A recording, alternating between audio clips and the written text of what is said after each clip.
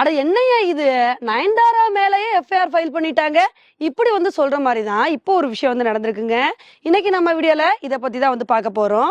நம்ம எல்லாத்துக்குமே தெரியும். அன்னபூர்ணி அப்படின்ற ஒரு படம் ரிலீஸ் ஆச்சு. இந்த படம் வந்ததும் தெரியல, போனதும் தெரியல.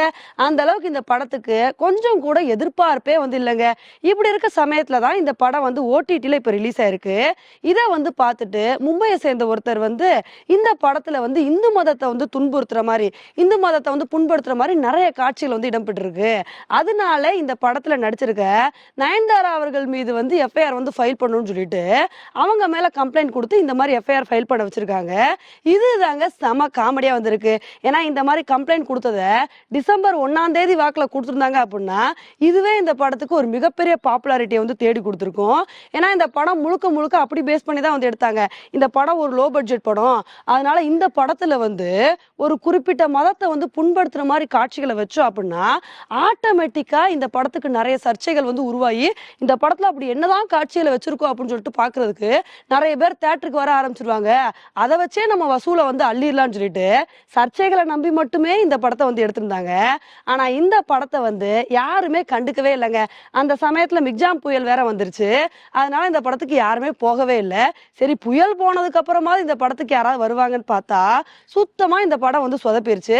அதனாலதான் இந்த படம் இப்போ ஓடிடில ரிலீஸ் ஆனோடனே இந்த படத்தை பார்த்து ஒரு சில குறைகளை எல்லாருமே சொல்லிட்டு வந்துட்டு இருக்காங்க. ஏன்னா இந்த படத்துல இருக்கிற காட்சிகள் அப்படி இருக்குங்க. இந்த படத்தை பொறுத்த வரைக்கும் நயன்தாரா அவர்கள் ஒரு பிராமண பெண்ணா வராங்க. ஆனா அவங்க பெரிய செஃப் ஆகணும் அப்படின்னு ஆசைப்படுறாங்க. பெரிய செஃப் ஆனா நான்வெஜ் டேஸ்ட் பண்ணி பார்க்க வேண்டிய ஒரு சூழ்நிலை இதெல்லாம் வரும் இல்லையா? சோ அப்ப அந்த சமயத்துல பாத்தீங்கன்னா ஒரு படத்துல என்ன சீன் வருதுன்னா, இந்த மாதிரி ராமரே நான்வெஜ் சாப்பிட்டவர் தான், அப்படி இருக்கும்போது நான்வெஜ் சமைக்க யோசிக்கலாமா அப்படின்ற மாதிரி நயன்தாரா அவர்கள் கிட்ட கேட்பாங்க. சோ இந்த மாதிரி விஷயங்கள்லாம் தான் சர்ச்சை ஆயிருச்சு.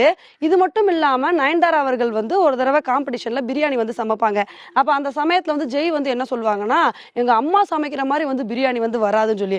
அப்ப அந்த ஜெய்யோட அம்மா என்ன சொல்லுவாங்கன்னா, அது என்னன்னே தெரியல, நான் ஒவ்வொரு தடவை பிரியாணி சமைக்கும் போதும் நான் நமாஸ் பண்ணிட்டு தான் நான் பிரியாணி சமைப்பேன், இதனாலதான் பிரியாணி டேஸ்டா வருது போல அப்படின்ற மாதிரி சொல்லியிருப்பாங்க. இதை கேட்டுட்டு நயன்தாராவும் ஒரு காம்படிஷன்ல பார்ட்டிசிபேட் பண்ணும்போது இந்த மாதிரி நமாஸ் பண்ணிட்டு அதுக்கப்புறம் பிரியாணி சமைப்ப ஆரம்பிப்பாங்க. இந்த மாதிரி விஷயங்கள் தான் இந்து மதத்தை புண்படுத்துற மாதிரி இருக்கு, எப்படி இந்த மாதிரி காட்சிகள் வைக்கலாம்னு சொல்லி தான் இந்த மாதிரி நயன்தாரா அவர்கள் மீது கம்ப்ளைண்ட் கொடுத்து இந்த மாதிரி எஃப்ஐஆர் ஃபைல் பண்ணிருக்காங்க. ஆனா இப்ப எஃப்ஐஆர் ஃபைல் பண்ணி இந்த படத்துக்கு என்ன பிரயோஜனமாக போகுது? இதை முன்னாடி பண்ணியிருந்தாவது இந்த படத்துக்கு ஒரு பாப்புலாரிட்டி கிடைச்சிருக்கும். இப்ப ஓடிடில ரிலீஸ் ஆனதுக்கு அப்புறமே கூட இந்த படத்தை பாக்குறதுக்கு அந்த அளவுக்கு யாருமே இன்ட்ரெஸ்டே தெரிவிக்கல. இந்த படத்துல வர சீன்ஸை பார்த்துதான் ஏன் இந்த மாதிரிலாம் பண்ணிருக்கீங்க, இந்த மாதிரிலாம் பண்ணலாமா அப்படின்னு சொல்லிட்டு கேட்டுட்டு வந்துட்டு இருக்காங்க. உண்மையிலே ஒரு படம் எடுக்கிறாங்க அப்படின்னா சர்ச்சைகளை நம்பி எடுக்க கூடாது, கதையை நம்பி எடுக்கணும். அந்த மாதிரி சர்ச்சைகளை நம்பி இதுக்கு இவங்க கொந்தளிப்பாங்க அவங்க கொந்தளிப்பாங்கன்னு சொல்லிட்டு படம் எடுத்தாங்க அப்படின்னா கண்டிப்பா இந்த மாதிரி தான் தோல்வியில போய் முடியும்.